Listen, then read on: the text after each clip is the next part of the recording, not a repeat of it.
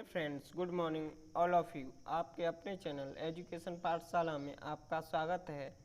आज हम UP board class 10th के सब्जेक्ट मैथमेटिक्स के प्रश्न क्रमांक 30 प्रश्नावली 4C के प्रश्न को देखेंगे, जो इस प्रकार है। 4√3x² प्लस 2x माइनस 2√3 बराबर 0 को गुणनखंड विधि से हल करना है। अब हम प्रश्न को आगे हल करेंगे, देखते हैं।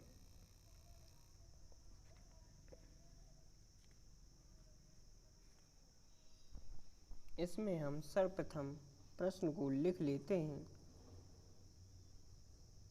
यहाँ पर 4√3x² प्लस 2x माइनस 2√3 बराबर 0। यहाँ पर हल करने के लिए हमें ध्यान रखना है कि x² का गुणांक 4√3 और अचर पद यहाँ जो x से स्वतंत्र होता है, जिसके पास x नहीं होता है, उसे हम अचर पद कहते हैं। इसलिए यहाँ पर अचर पद माइनस 2√3 और x² का गुणांक 4√3 है। इनका आपस में मल्टीपल करें, गुणा करें, तब हमें संख्या निम्न प्रकार प्राप्त होती है। यहाँ पर 4√3 और माइनस 2√3 का मल्टीपल करते हैं। 4√3 इंटू माइनस 2√3। जब हम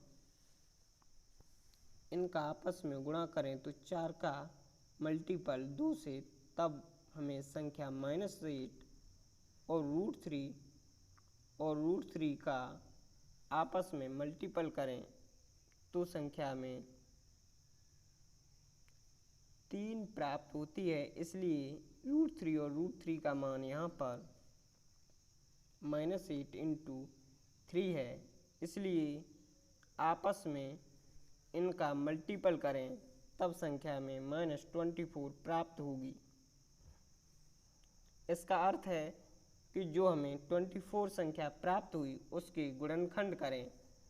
गुणनखंड को हम यहाँ पर निम्न प्रकार लिखेंगे, जैसे यहाँ पर लिख लेते हैं। 24 को जब 6 इंटू 4 और 12 इंटू 2, 24 इंटू 1 और 8 इंटू 3 के रूप में लिखें तो यह इसके गुणनखंड हैं। अब इसमें हम देखते हैं कि कौन से पद को लें इनमें से कि हमें x का गुणांक प्राप्त हो। यहाँ पर x का गुणांक 2 है, इसलिए हम इन दिए हुए पदों में से देखें, यहाँ पर हमें -24 प्राप्त हुआ।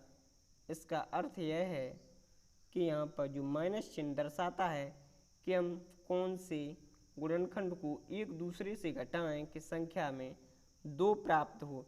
इसलिए हम 12 से जब 2 को घटाएं तो संख्या 10, और इसी प्रकार 24 से जब 1 को घटाएं 23, और जब हम 8 से 3 को घटाएं तो संख्या 5।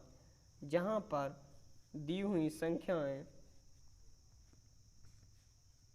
x के गुणांक की 2 है, इसलिए यहाँ पर घटाने पर संख्याएं हमें 23, 10 और 5 प्राप्त हुई। लेकिन जब तक हमें x के गुणांक वाली संख्या 2 प्राप्त नहीं हो जाती, तब तक हम यह प्रक्रिया स्टार्ट रखेंगे। इसलिए 6 से जब 4 को घटाएं तब संख्या में 2 प्राप्त होती है। इसलिए हम इसको वहाँ पर 6 माइनस 4 के रूप में लिखते हैं और लिखेंगे यहाँ पर। अब हम प्रश्न को शुरुआत से करते हैं।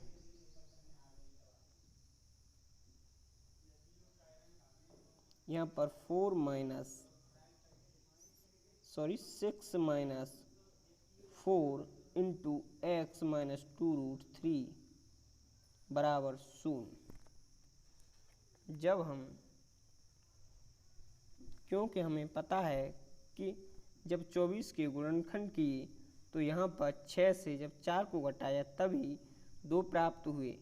इसलिए हमें पता होना चाहिए कि यहाँ पर 4√3x² प्लस यहाँ से x का गुणा करें तब संख्या में 6x, इसी प्रकार x का गुणा -4 से करें तो -4x माइनस 2√3 प्राप्त होती है। अब हम इसको हल करें, यहाँ से इन दोनों पदों से कॉमन लें तो यहाँ पर 2 संख्या 3 प्राप्त, इसलिए यहाँ 2 कॉमन और √3 कॉमन होने के बाद यहाँ संख्या 2x और यहाँ संख्या प्लस √3 बचती है, क्योंकि हमें पता होना चाहिए कि 6 को हम 3 × 2 और √3 को 3 को √3 और √3 लिख सकते हैं। इस प्रकार यहाँ से जब कॉमन आई हुई संख्या तो यहाँ पर √3 कॉमन आने के बाद और 2 कॉमन आने के बाद √3 संख्या यहाँ बचती है। इसलिए यहाँ पर देखें तो यहाँ पर -2 और x माइनस प्लस √3 संख्या बचती है बराबर 0। अब इसी क्रम में हम आगे बढ़ेंगे। इन दोनों पदों को एक ही कोष्ठक में लिख लेते हैं।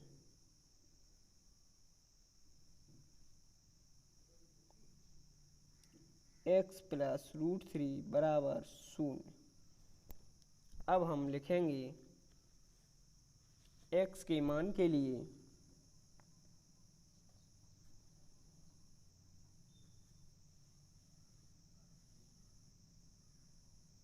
यहाँ पर 2√3x माइनस 2 बराबर 0 और इसी प्रकार x प्लस √3 बराबर भी 0 लिख देते हैं।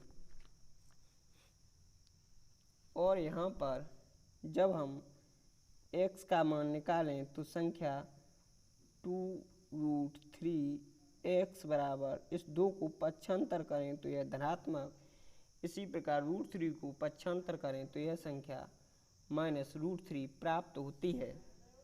इसलिए यहाँ पर x का मान √3 -√3 और यहाँ पर देखें तो x का मान 2 यह गुणा वाली संख्या इस दूसरी संख्या के दूसरे पक्ष में लिखी हुई संख्या के अपॉन में जाती है, अर्थात उसके हर में जाती है। इसलिए x का मान देखें तो 2 से 2 कैंसिल होने के बाद x बराबर 1/√3 संख्या प्राप्त हुई। अब लिख सकते हैं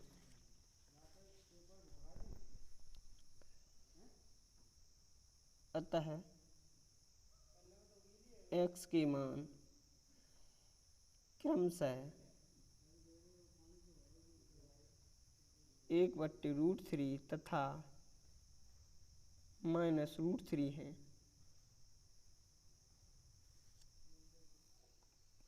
प्रश्न 14 के हल के लिए हमारे वीडियोस को देखें। Thank you.